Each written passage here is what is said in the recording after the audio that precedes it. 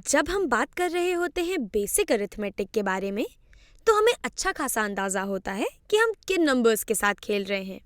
जैसे कि अगर मैं आपसे कहूँ कि 23 + 5 ये कितना होगा, तो आपको एग्जैक्टली पता है कि ये दोनों चीज़ों का सम ये एग्जैक्टली किस नंबर के बराबर होगा। आप मुझसे कहेंगे कि 23 + 5 ये 28 के बराबर होता है। यानी कि जब भी हम बेसिक अरिथमेटिक की बात कर रहे होते हैं, तो हम कॉन्क्रीट नंबर्स के साथ डील कर रहे होते हैं। हमें पता होता है कि हमें कौन सा नंबर मिलेगा। इसी तरीके से अगर मैं आपसे कहती हूँ कि 2 × 7 ये कितना है, तो आप इससे भी बता सकते हैं कि 2 × 7 ये 14 के बराबर होता है। यानी कि फिर से हमें एक कॉन्क्रीट नंबर मिल रहा है। तो हम कह सकते हैं कि बेसिक अरिथमेटिक में हम कॉन्क्रीट नंबर्स के साथ खेल रहे होते हैं। अगर हम यहाँ पर 3/4 ले लेते हैं, तो भी हमें पता है कि हमें कौन सा नंबर मिलने वाला है। यानी कि यहाँ पर हर स्टेप पे हमें पता है कि हम एग्जैक्टली किन नंबर्स के साथ डील कर रहे हैं। लेकिन जैसे जैसे हम कदम बढ़ाते हैं अलजेब्रा की दुनिया में, हमारी मुलाकात होती है वेरिएबल से। हम मिलते हैं वेरिएबल से, और वेरिएबल्स ये वैल्यूज़ होती हैं उन एक्सप्रेशंस में, वो वैल्यूज़ होती हैं जो कि चेंज होती रह सकती हैं। यानी कि वेरिएबल्स वो वैल्यूज़ हैं जो कि वेरी कर सकती हैं। यहाँ पर हम बेसिक अरिथमेटिक की बात जब कर रहे थे, तो हमारी सारी वैल्यूज़ फिक्स्ड थीं। हम कॉन्क्रीट नंबर्स के साथ डील कर रहे थे। लेकिन जब हम अलजेब्रा की बात कर रहे होते हैं, तो हमारी जो वैल्यूज़ हैं वो कॉन्क्रीट नहीं रह जाती हैं, वो वेरी कर सकती हैं। तो अगर मैं कोई एक एक्सप्रेशन ले लेती हूँ, मान लेते हैं कि अगर मैं ले लूँ x + 5, तो x + 5 हमारा एक एक्सप्रेशन है। तो इस एक्सप्रेशन की जो वैल्यू है, ये इस बात पर डिपेंड करेगी कि हमारे वेरिएबल x की वैल्यू कितनी होगी। यहाँ पर x एक वेरिएबल है क्योंकि x कोई भी वैल्यू ले सकता है। यानी कि अगर मैं कहती हूँ कि इफ़ x = मान लेते हैं 1, तो हमारा ये जो एक्सप्रेशन है इसकी वैल्यू कितनी होगी, तो फिर x + 5 कितना होगा। तो यहाँ पर x की जगह पर हम रख देंगे 1। तो अगर मैं x की जगह पे 1 रख देती हूँ, तो 1 + 5 ये बराबर होता है 6 के। तो हम कह सकते हैं कि फॉर x = 1 हमारे इस एक्सप्रेशन की वैल्यू 6 के बराबर है। इसी तरीके से अगर हम अपने x की कोई दूसरी वैल्यू ले लें, क्योंकि हमारे x की वैल्यू तो चेंज होती रह सकती है, तो अगर मैं x की वैल्यू ले लेते हैं, मान लेते हैं कि मैं ले लेती हूँ -7, तो हमारे इस एक्सप्रेशन की वैल्यू कितनी होगी। तो फिर हम यहाँ पर अपने इस एक्सप्रेशन में x + 5 में x की जगह पर रखेंगे -7, तो -7 + 5 ये हो जाता है -2 के बराबर। तो यहाँ पे हम देख सकते हैं कि जैसे जैसे हम अपने x की वैल्यू को वेरी करते हैं, हमारे इस एक्सप्रेशन की वैल्यू भी वेरी करती रहती है। जैसे जैसे हमारे इस वेरिएबल की वैल्यू हम बदलते हैं, वैसे वैसे हमारे एक्सप्रेशन की वैल्यू भी बदलती जाती है। तो यहाँ पर हम बात कर रहे थे वेरिएबल्स की एक एक्सप्रेशन के कॉन्टेक्स्ट में। यहाँ पर x + 5 एक एक्सप्रेशन है, और हमारे लिए यहाँ पर ये समझना भी बहुत ज़रूरी है कि आखिर एक्सप्रेशन क्या होता है।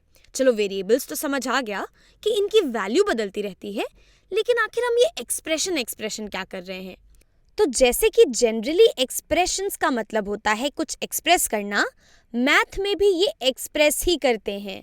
ये एक्सप्रेस करते हैं स्टेटमेंट ऑफ वैल्यूज़ या फिर स्टेटमेंट ऑफ क्वांटिटीज़ को।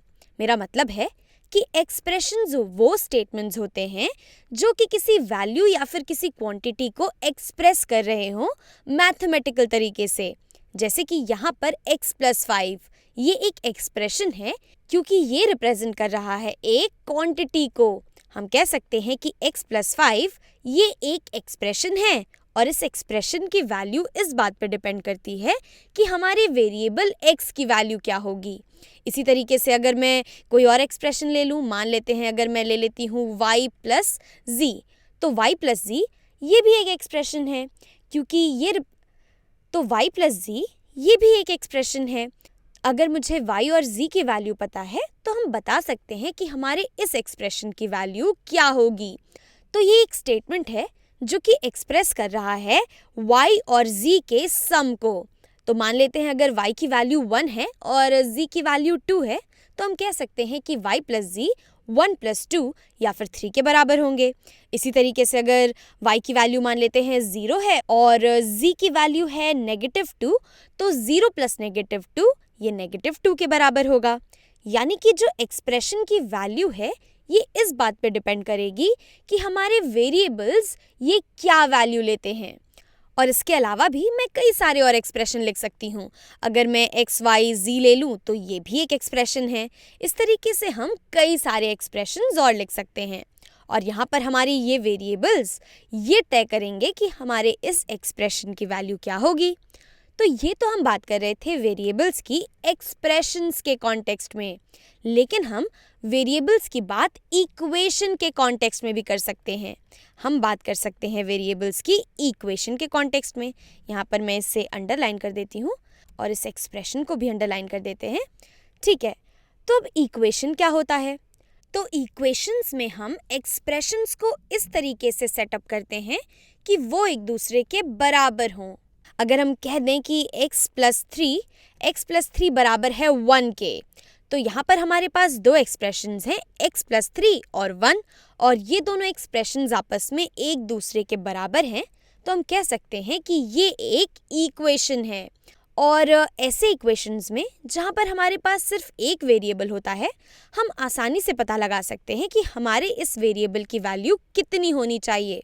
जैसे कि यहाँ पे हम सोच सकते हैं कि हमें 3 में कितना जोड़ना चाहिए कि हमें 1 मिल जाए, और हम जानते हैं कि अगर हम 3 में -2 जोड़ देंगे तो हमें 1 मिलेगा।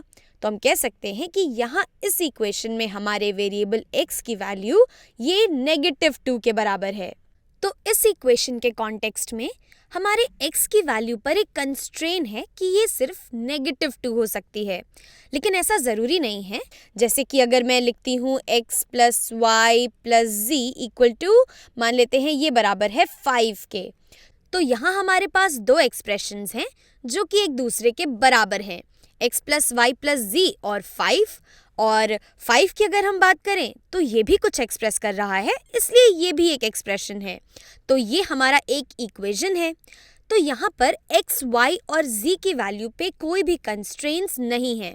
यहाँ पर ये तीनों ये कोई भी वैल्यूज़ ले सकते हैं, लेकिन अगर हम चाहें तो हम इनकी वैल्यू को कंस्ट्रेन कर सकते हैं। अगर मैं यहाँ कह देती हूँ, अगर हम मान लेते हैं कि मेरे y की वैल्यू है 3 के बराबर और z की वैल्यू है ये बराबर है 2 के, तो हमारे x की वैल्यू कितनी होगी? तो अगर मैं इस इक्वेशन में y और z की जगह पर इनकी वैल्यूज़ रख दूँ तो शायद हम x का वैल्यू निकाल पाएँ।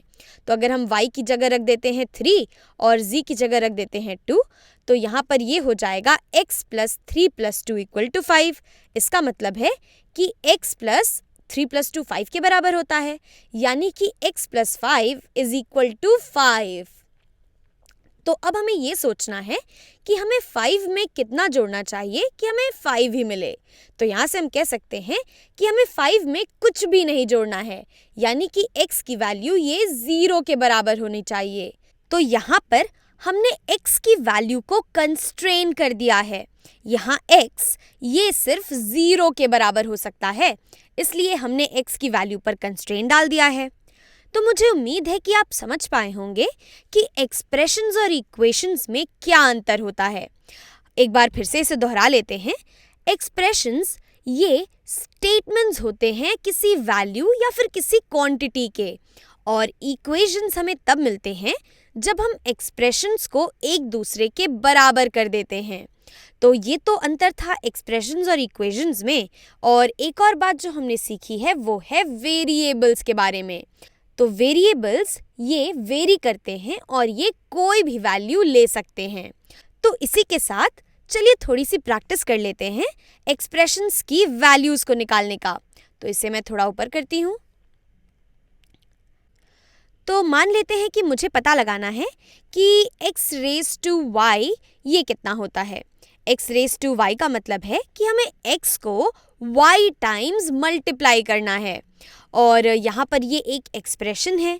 तो अगर हमें दे रखा है कि x की वैल्यू, अगर मान लेते हैं x की वैल्यू है 5 और y की वैल्यू ये बराबर है 2 के, तो हमारा ये एक्सप्रेशन इसकी वैल्यू कितनी होनी चाहिए? तो इस एक्सप्रेशन में जहाँ कहीं भी हमें x दिखेगा हम वहाँ 5 रख देंगे और जहाँ कहीं भी हमें y दिखेगा वहाँ पर हम 2 रख देंगे। तो चलिए इस चीज़ को करते हैं। तो यहाँ पर पहले है हमारे पास x, तो x की जगह पर हम रख देते हैं 5 और यहाँ पर हमारा पावर है y, तो यहाँ पर 5 रेज़ टू पावर 2 लिख देंगे हम।